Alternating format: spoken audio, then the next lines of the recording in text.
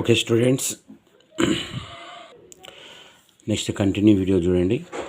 Okay, so ఇక్కడ మనకి mean value already మనకి ఇక్కడ సమ్లో ఇచ్చాడు కాబట్టి 60.56 ఇచ్చింది కాబట్టి ఇక్కడ డైరెక్ట్ మనము చేసుకోవచ్చు.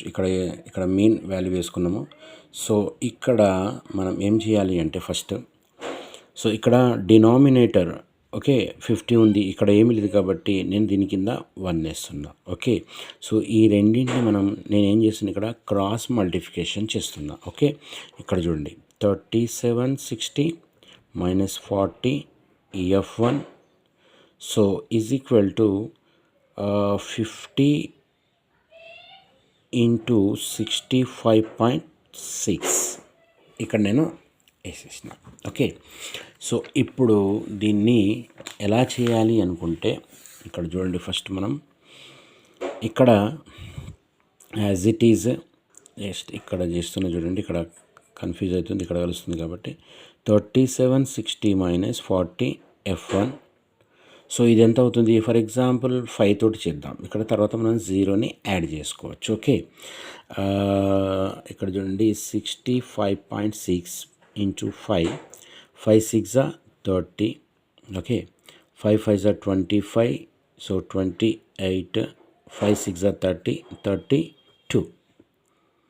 ఓకే, 32 ఇక్కడ మనం 0ని తీసేసినాం కాబట్టి ఇక్కడ 0.0. ఓకే, సో ఇది ఎంత అవుతుంది ఇప్పుడు మనకు 3280 అవుతుంది. ఓకే, ఇప్పుడు మనము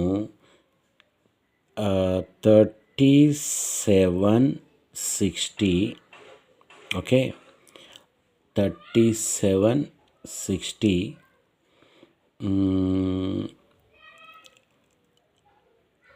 దీని ఈ వాల్యూని ఓపెన్ చేద్దాం, వినండి. ఓకే, ఓకే, సో దీన్ని ఇక్కడ తీసుకొద్దాం.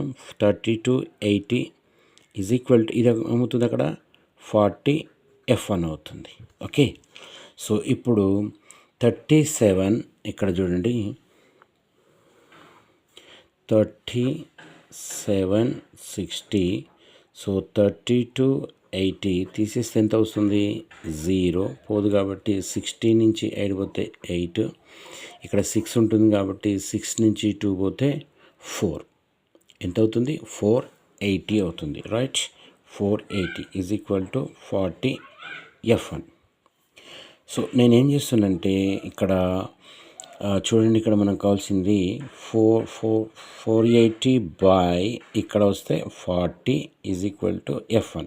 సో 0కు 0 నేను క్యాన్సిల్ చేసిన, 4 1s 4 2s 8. So F1 is equal to ఎంత వస్తుంది, 12 వచ్చింది. ఓకే, అయితే F1 ఈజ్ ఈక్వల్ టు 12 వచ్చింది. ఓకే, ఇక్కడ మనం ఏం చేసుకోవచ్చు, ఇక్కడ F ఈజ్ ఈక్వల్ టు 12 మనం ఇక్కడ రాసుకోవచ్చు, కానీ అక్కడ F2 వాల్యూ మనకు రాలా. ఓకే, సో ఇప్పుడు మనం ఏం చేయాలి అంటే ఇక్కడ మనకు వచ్చినటువంటిది ఓకే ఇదేంటి 15 మైనస్ F1 ఉంది కదా. సో ఇక్కడ చూడండి సేమ్ నేను దాన్ని ఇక్కడ నేను F2 is equal to 15 minus F1. Okay, ఇది నేను రాసుకుందాం. సో F2 వాల్యూ మనకు తెలియదు. ఓకే, F1 తెలుసు కాబట్టి F2 is equal to 15 minus F1 ఎంత వచ్చింది, 12 వచ్చింది. So F2 is equal to 15 నుంచి 12 పోతే ఎంత, 3.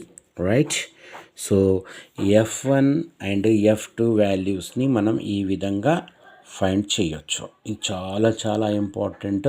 ఓకే, ఖచ్చితంగా దీన్ని ఎక్కువసార్లు మీరు ఈ వీడియోస్ని చూస్తే మీకు ఈజీగా అర్థమవుతుంది. Okay, so first video continue, తర్వాత సెకండ్ వీడియో కూడా కంటిన్యూ చూడండి, కన్ఫ్యూజ్ కావద్దు. ఓకే.